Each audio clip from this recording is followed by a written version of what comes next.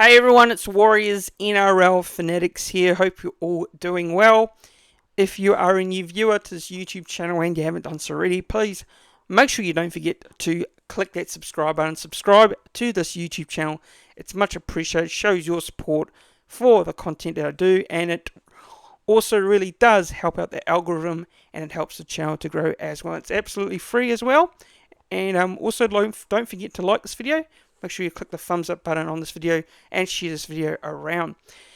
Now, this is going to be my round 1 review and player ratings for the round 1 fixture between the NZWarriors and the Cronulla Sutherland Sharks. This game was played last Friday night at a sold-out Go Media Mount Smart Stadium in Auckland, New Zealand. And yeah, look, going into this game, lots of expectation, lots of pressure. Lots of talk around this Warriors team this year because of, on the back of their success in 2023 where they just fell one game short of the grand final and finishing the top 4. And, yeah, look, going into this game, you'd expect, a lot riding on this for the Warriors, especially given that they want to start off well, get the 2 points, play good, and, look, we started this game off very well. We really did. First 20 minutes, completely dominant. Possession-wise, 80%. Sharks had little to no ball, and the Warriors got off to a perfect start. Really in front of the packed, sold-out Go Media Mount Smart Stadium crowd. With a try there to Fanatics, AFB, in the 7th minute. Just like last year, we saw a lot with Fanatics. He barges through to score a try. And we saw it in this one, off a great pass there by Wade Egan, the hook and the prop combining. And then the next play, the Warriors get down the Sharks' end. Luke Metcalf beats 5 defenders to score in the 12th minute there. And it was just, for me, deja vu from last year. The Warriors, it was just the Warriors of 2023 when you looked at it. We looked very dangerous, very threatening with the ball, and a 12-0 lead was a dominant start when you think about it. Sharks just couldn't hang with the Warriors early on in this game, but Wade Egan was definitely the main part of that attack that really set it up for Luke Metcalf to beat those 5 defenders, and it was an outstanding individual try from Luke Metcalf there.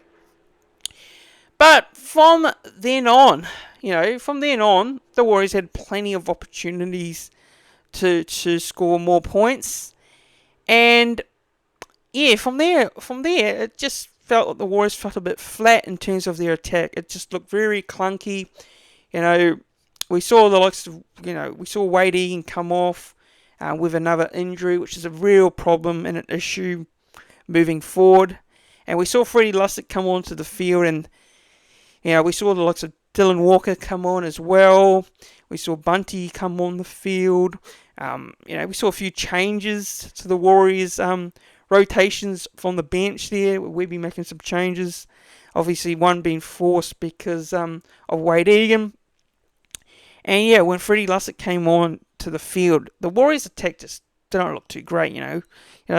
Big fan of Freddie Lussick. I think he's a really underrated player, and look, it's not really his fault at the end of the day, but yeah, the attack just didn't look great, once he came on the field. So, yeah, look, to the Sharks' credit, their defence, gritty defence, really hang tough, where it could have easily been 20-0, 28-0, 30-0 at half-time.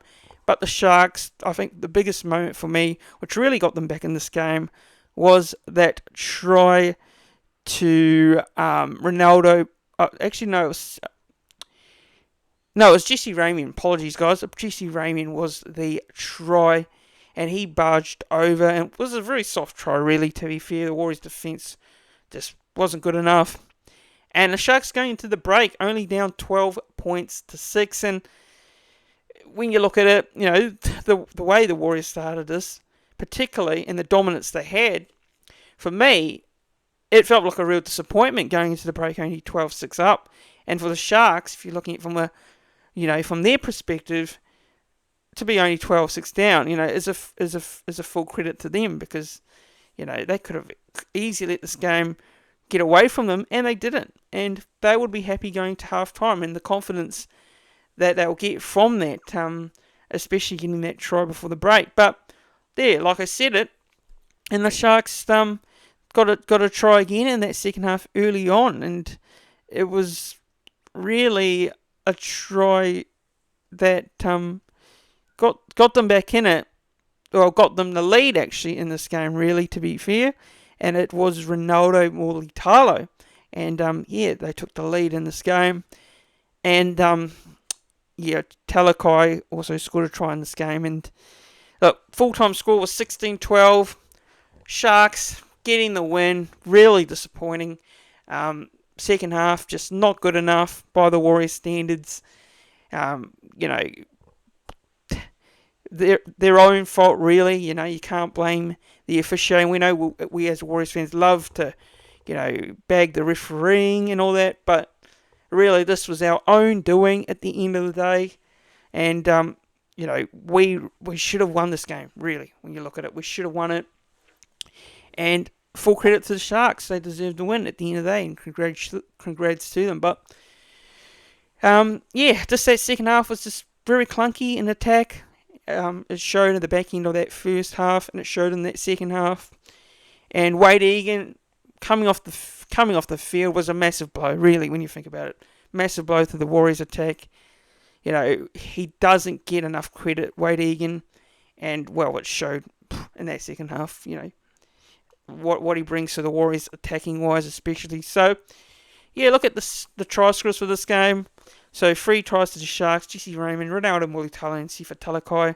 Braden Trindle, 2 from 3 conversions. Warriors with 2 tries there: Adam Fanua-Blake and Luke Metcalf. So the Warriors in the second half didn't score a try. They were kept scoreless by the Sharks in that second 40. 2 from 2 conversions, Sean Johnson there. And those are the scorers for this game. Now let's look into the overall stats, the team stats at full time. So possession wise, Warriors were at 54%, Sharks at 46%. Time in possession, 29 minutes and 43 seconds to the Warriors, and Sharks spent 25 minutes and 4 seconds. Completion rate, Warriors 81%, 36 out of 44. It really felt like the completion rate wasn't that great, but it says 81%, which is, interesting there, but felt like the Warriors made a few more mistakes than it looked in terms of that particular stat. As Sharks, they had 76% of completions, 29 from 38 sets there. All runs, Warriors 234, Sharks 186. The Warriors ran for the most meters, 1,968, and the Sharks ran for 1,467. Sharks ran for 533 post-contact meters, Warriors 542. Line breaks, Warriors 5, Sharks 4. Tackle breaks, 34 to the Warriors, Sharks 19. Average set distance, 44.74 to the Warriors, Sharks 38.62. And kick return meters, Warriors 282, Sharks 142. Average play to ball speed, 3.5 seconds to the Warriors, Sharks 3.24 seconds. Offloads, Warriors 9, Sharks 5. Total passes made there, so the Warriors made 259 to the Sharks 203. Forced dropouts, Warriors made 5 forced dropouts to the Sharks 0. Kicking meters, Sharks 639, Warriors 582. Effective tackles, 92.01% Warriors, and the Sharks made 88.65%. Tackles made, 334 to the Warriors there, with the Sharks making 367. Missed tackles, Warriors missed only 19 tackles, Sharks 34, very interesting there. And errors, 9 to the Warriors, Sharks 11. Penalties conceded, this is the big one, 8, but the Sharks also made conceded 8 penalties. So those are the stats. So, like I was watching Andrew Webster's post-game press conference with Tohu Harris after the game, and he mentioned that their defence was just not good enough, and their discipline really let them down in this game in terms of giving away penalties, and you can really tell with that stat. 8 penalties conceded is way too many in a game of footy, especially when you're trying to win at home in front of against the Sharks, a very tough Sharks team.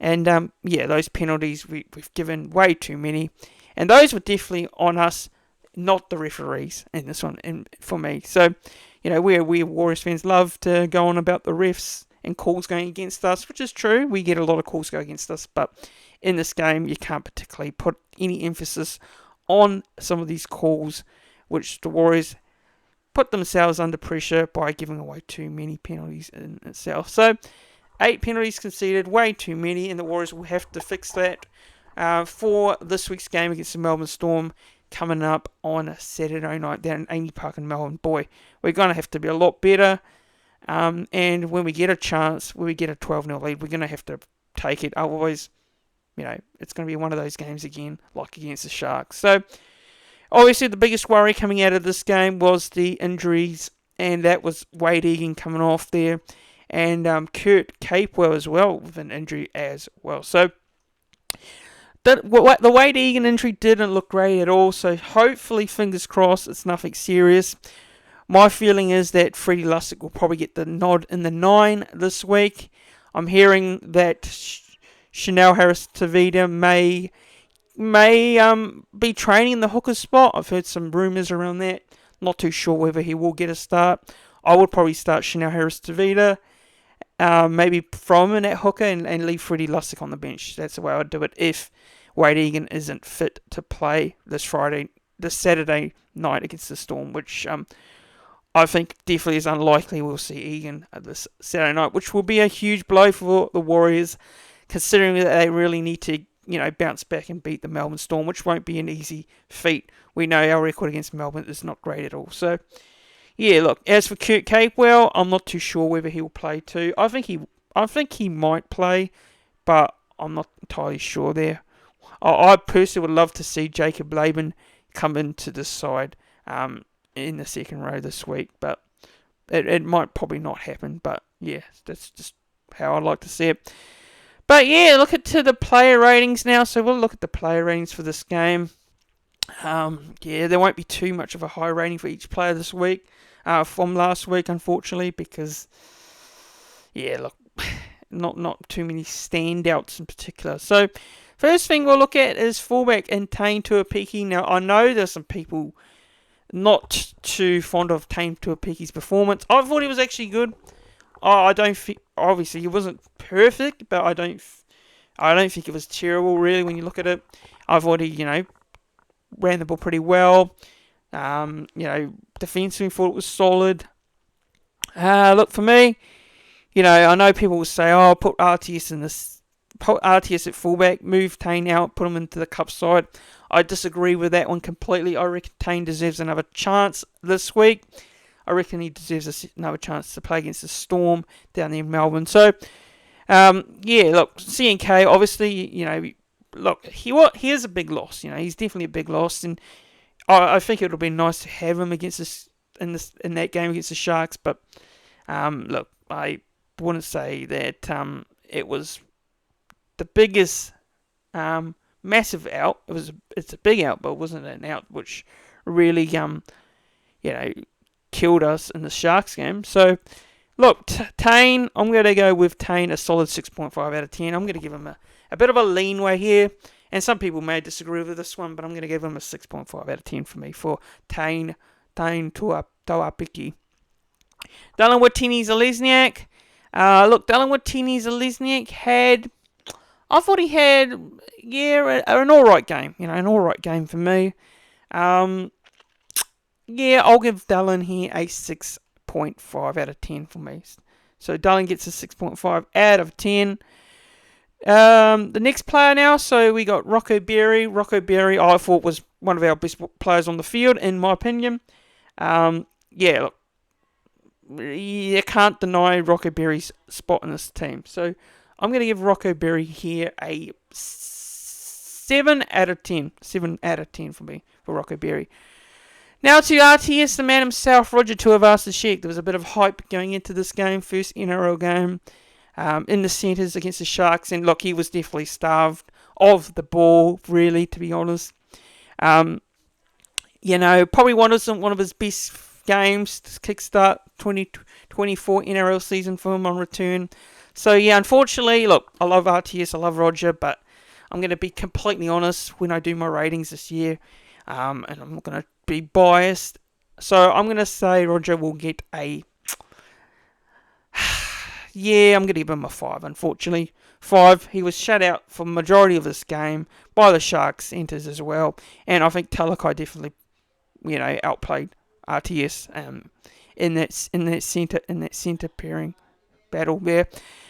Now Marcelo Montoya up in this game. Look, I thought Montoya was good. Look, I'm going to give Montoya here a 7.5 out of 10. Luke Metcalf. Now, I know some people are a bit critical of Luke Metcalf in terms of his kicking game. Look, I think his kicking game definitely can improve. It can definitely get better. He scored a solo try as well. Look, I think he'll only get better. So I'll give Luke Metcalf here a 6.5 out of 10. Sean Johnson at halfback. Sean Johnson's, look, there were some kicks where he did quite well. There were some kicks where he probably could have done a bit better, in my opinion. At the back end of the game, look, his management wasn't great, to be honest. Look, I'll give Sean here a 6.5 out of 10 for me. So 6.5 out of 10. Adam Fanua-Blake. Adam Fanua-Blake was up there in our forwards, in my opinion, one of our best forwards with Tohu Harris. I'm going to give Adam Fanua-Blake here a 7 out of 10. Wade Egan was good for a majority of his game. Now, just looking at look at these stats and how. So look, Wade Egan. So look at his minutes he played here. Yeah, not too many minutes. It's really much of a shame, really, when you think about it. He's played 51 minutes. Yeah, 51 minutes there. So 51 minutes Wade Egan played. Actually, no, sorry, 34. Wrong player. 34 minutes. Look at the wrong one. Sorry, guys. That's Mitchell Barnett. Mitchell Barnett played 51 minutes. And Egan only played 31 minutes. So really hard to judge off just 31 minutes of footy. Look, was good. Really good at the start. Really contributed to 2 of our tries. With the Metcalf try and also the Adam Fanua-Blake try. You saw what he bring to the attack of the Warriors. Very important player. Look, based on only 30 minutes of footy, I'm going to have to give him a 6. But if he would have played the whole game, it would have made much more of a difference to the Warriors team in that second half. In my opinion, I think the Warriors would have done a lot better in that second half in terms of the way they attacked the ball as well. So, yeah, Wade Egan for me gets a 6 there. But, he's such an important player. He really is to this team. He's such a key player moving forward. So, I just hope he would stop getting, injured. Really hope he would stop getting injured, which is a shame. It's rugby league at the end of the day. So, yeah, Wade Egan gets a 6.5 out of 10 for me. Now to Mitchell Barnett. Now, Mitchell Barnett, actually, I thought Mitchell Barnett was good. I'm going to give Mitchell Barnett here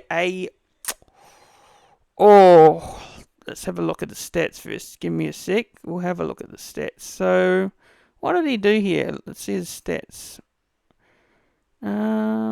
Okay, so he ran for 174 all running meters, 20 all runs, which is very solid for the work he did there.